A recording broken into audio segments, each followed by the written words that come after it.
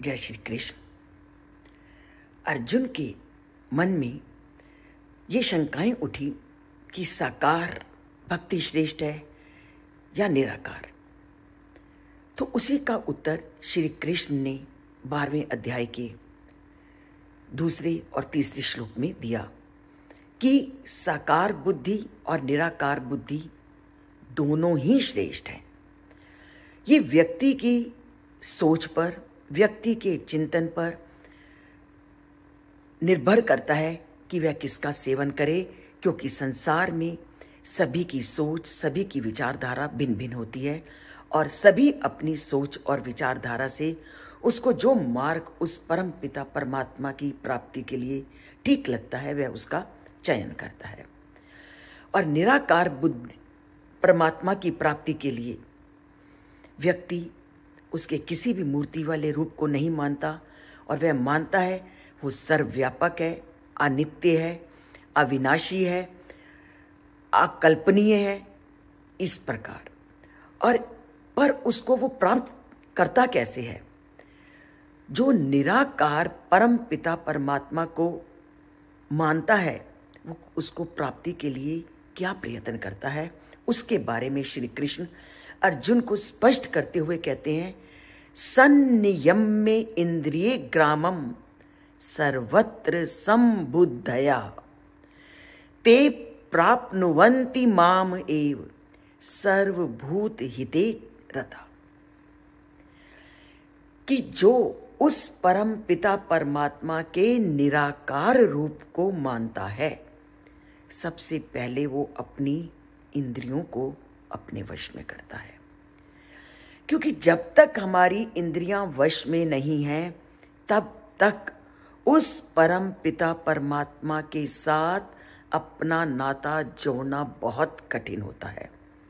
और ये तो हम संसार में भी देखते हैं। प्रतिदिन, छोटा सा मैं उदाहरण देती हूं, एक प्रतिदिन मैं श्लोक लिख के भी भेजती हूं, उसको वीडियो रिकॉर्डिंग करके भी भेजती हूं कि लोग गीता के श्लोकों को समझें, जानें और जीवन में धारण करें। इतने लोग चैनल से जुड़े हैं, पर ज्यादातर लोग कहते हैं हमें समय नहीं मिलता इन श्लोकों को सुनने का। श्लोक 5 मिनट का होगा, कुछ 4 मिनट के होते हैं, कुछ 6 मिनट के होते हैं।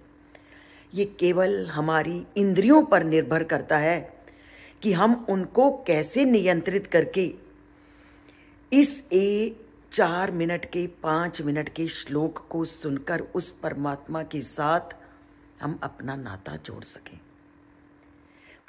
तो यही है हमारा इंद्रियों का नियंत्रण।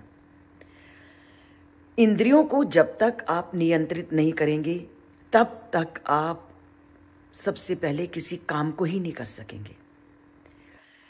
जब हम काम पर अपनी इंद्रियों को नियंत्रण शुरू करेंगे तभी हम उस परमात्मा के साथ अपनी इंद्रियों को जोड़ सकेंगे।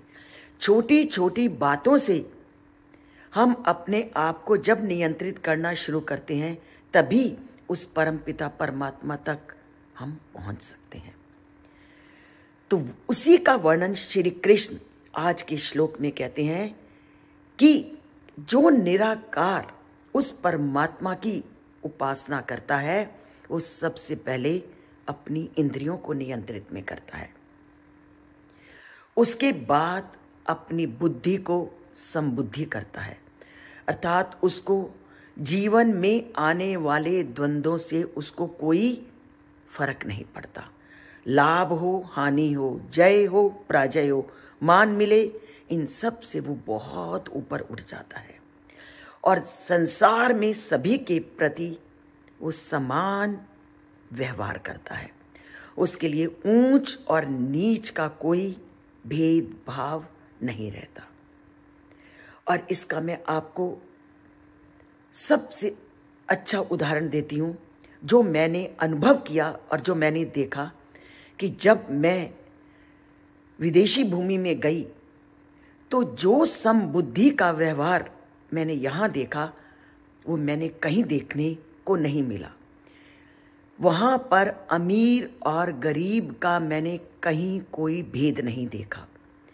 वो चाहे एक गार्ड हो, चाहे एक ड्राइवर हो, चाहे कोई किसी भी पद पर आसीन, वो वैसे गले मिलते हैं जैसे कि सभी एक हों। तो ऐसी समबुद्धि जब आ जाती है तो वो परमात्मा स्वयं ही आपके पास आ जाता है। वो स्वयं ही ऊंचाई की ओर जाने लगता है। तो सबसे पहले इस समबुद्धि को लाना बहुत जरूरी है। कभी भी ऊंच और नीच का भेद नहीं रखना।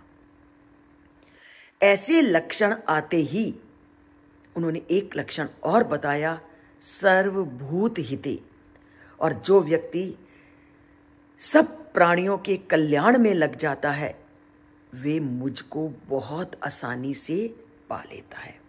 तो उन्होंने बताए कि सबसे पहले इंद्रियों का नियंत्रण, उसके बाद समान बुद्धि रखना, लाभ मिले, हानि मिले, जय मिले, पराजय मिले, किसी का उस पर कोई प्रभाव ना पड़ना, और सभी प्राणियों को एक समान समझना, अमीरी और गरीबी के भेद से ऊपर उठना। तो समता का व्यवहार, इंद्रियों का नियंत्रण और सब समान बुद्धि जिसने रख ली वो मेरे को आसानी से प्राप्त कर लेता है। तो पाना है उस परम पिता परमात्मा को, तो इन तीनों बातों को जीवन में धारण करना है, तभी हम उस परम पिता परमात्मा को पा सकते हैं। तो आज से इन तीनों बातों को जीवन में लाने का प्रयत्न करते हैं, और प्रयत्न करने से कोई भी चीज असंभव नहीं होती।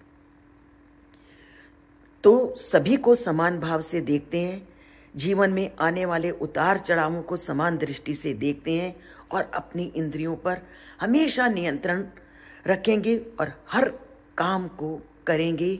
और ये शब्द कभी जीवा पर नहीं लाएंगे कि समय का अभाव है। तो जुड़िए, चैनल को सब्सक्राइब कीजिए और जीवन को सार्थक कीजिए, और इंद्रियों को नियंत्रित करके रोज इन श्लोकों को सुनने का प्रयत्न कीजिए। जय श्री कृष्ण।